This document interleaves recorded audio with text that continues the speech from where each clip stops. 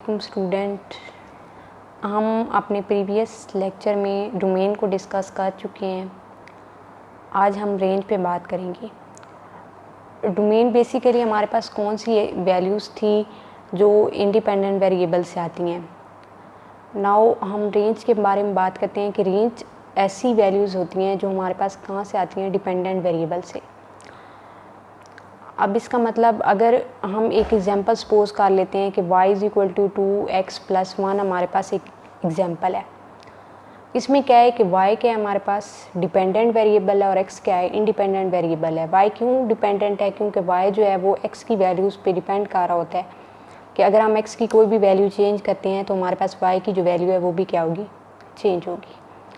अब देखिए डोमेन अगर हम इसकी लेते हैं तो डोमेन क्या होगी इसकी, क्योंकि ये नोमिनेटर और डिनोमिनेटर की फॉर्म में फंक्शन नहीं है तो सिंपली अगर हम इसकी डोमेन में देखें तो कोई भी ऐसा नंबर नहीं है कि अगर हम इसमें पुट करते हैं तो हमारे पास फंक्शन जो है वो अनडिफाइन होगा। तो इसकी डोमेन क्या होगी, तमाम रियल नंबर। सिमिलरली रेंज में भी यही है कि तमाम रियल नंबर पे हमारे पास ये फंक्शन जो है वो डिफाइन हो रहा है। मीन्स कोई भी ऐसा नंबर नहीं है जिस पे ये अनडिफाइन हो। अब हम कुछ केसेस डिस्कस कर लेते हैं कि अगर हमारे पास फंक्शन जो है वो लीनियर ओवर लीनियर फॉर्म में दिया हुआ है या लीनियर ओवर कांस्टेंट फॉर्म में, कांस्टेंट ओवर लीनियर फॉर्म में दिया हुआ है या कांस्टेंट ओवर क्वाड्रेटिक फॉर्म में दिया हुआ है, तो हमने उसकी रेंज किस तरह लेनी है। सबसे पहला हमारा केस है अगर एफ ऑफ एक्स जो है वो कांस्टेंट ओवर लीनियर हो।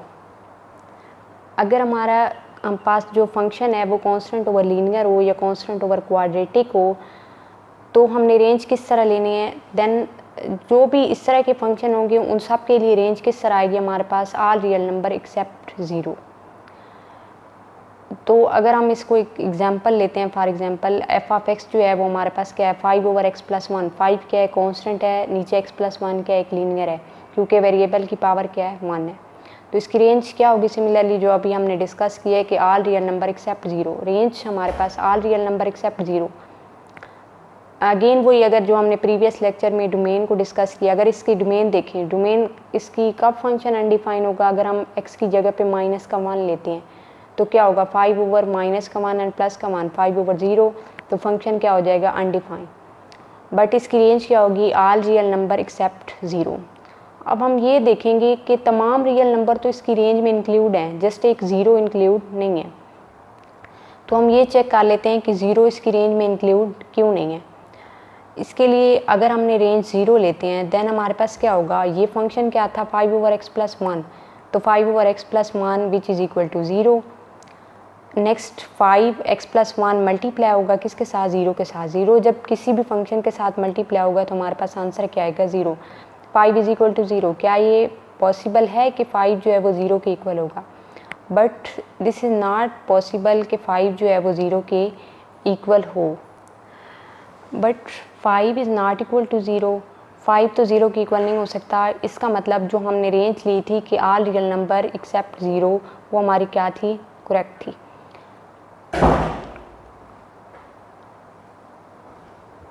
नेक्स्ट हम केस 2 में देखते हैं कि अगर हमारे पास फंक्शन जो है वो लीनियर ओवर लीनियर फॉर्म में दिया हो, देन हमने उसकी रेंज किस तरह लेनी है। अगर हमारे पास कोई भी फंक्शन है, F of X is equal to ax + b divided by cx + d, ये फंक्शन क्या है, लीनियर है, क्योंकि वेरिएबल की पावर यहाँ पे भी 1 है, इधर भी क्या है, हाईएस्ट पावर 1 है। तो इसकी डोमेन, अगेन वही बात, अगर डोमेन की बात करते हैं तो क्या है, इसमें क्या होगा, जैसे हमने एग्जाम्पल में डिस्कस किया था कि इस फंक्शन को है जो डिनोमिनेटर में होता है उसको हम नॉट इक्वल टू 0 सपोज करते हैं और फिर यहाँ से x की वो वाली वैल्यू निकालते हैं जिस पे फंक्शन जो होता है वो अनडिफाइन हो रहा है। तो इसकी डोमेन में क्या होगा, ऑल रियल नंबर होंगे, जस्ट माइनस का d/c नहीं होगा। इसमें अगर पुट करेंगे तो हमारे पास क्या हो जाएगा, 0, देन फंक्शन अनडिफाइन। बट इसकी रेंज क्या होगी, ऑल रियल नंबर माइनस का a/c। अब ये a/c कैसे आया, हम ये देख लेते हैं।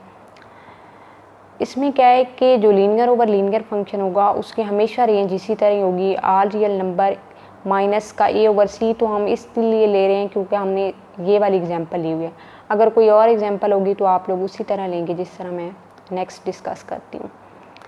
तो यहाँ पे क्या है कि a/c किस तरह हमारे पास आता है, coefficient of x of nominator divided by coefficient of x of denominator.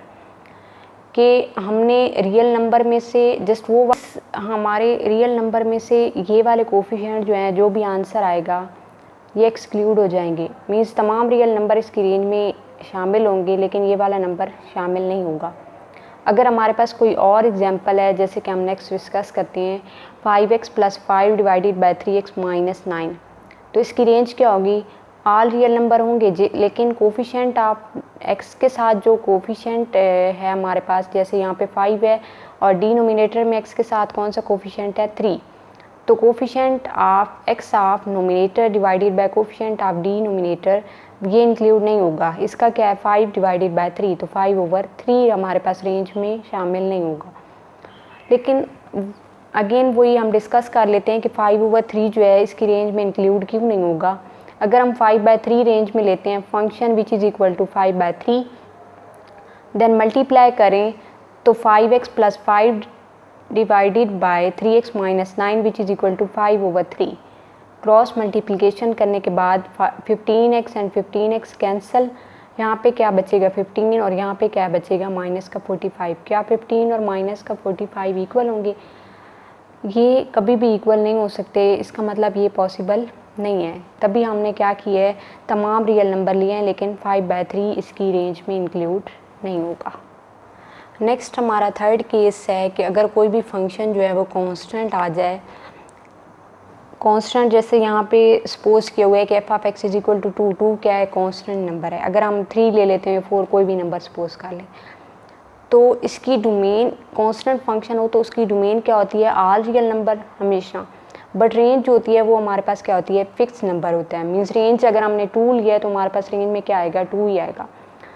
अगर हम डोमेन में ऑल रियल नंबर ले लेते हैं तो इससे कोई भी इफ़ेक्ट नहीं होता, बट रेंज में वही फिक्स नंबर ही आएगा। तो हमने 3 केसेस डिस्कस किए हैं कि अगर हमारे पास linear over quadratic function constant over linear function हो या कांस्टेंट ओवर क्वाड्रेटिक फंक्शन हो, जो कि हमने फर्स्ट केस डिस्कस किया। नेक्स्ट सेकंड में क्या किया है कि अगर हमारे पास लीनियर ओवर लीनियर फंक्शन दिया हो, देन हमने उसकी रेंज किस तरह लेनी है। एंड थर्ड केस में हमारे पास क्या है कि अगर कोई भी फंक्शन कांस्टेंट हो तो उसकी रेंज क्या आती है? वो फिक्स नंबर आता है लेकिन डोमेन में क्या होते हैं? तमाम रियल नंबर इंक्लूड होते हैं। Thank you.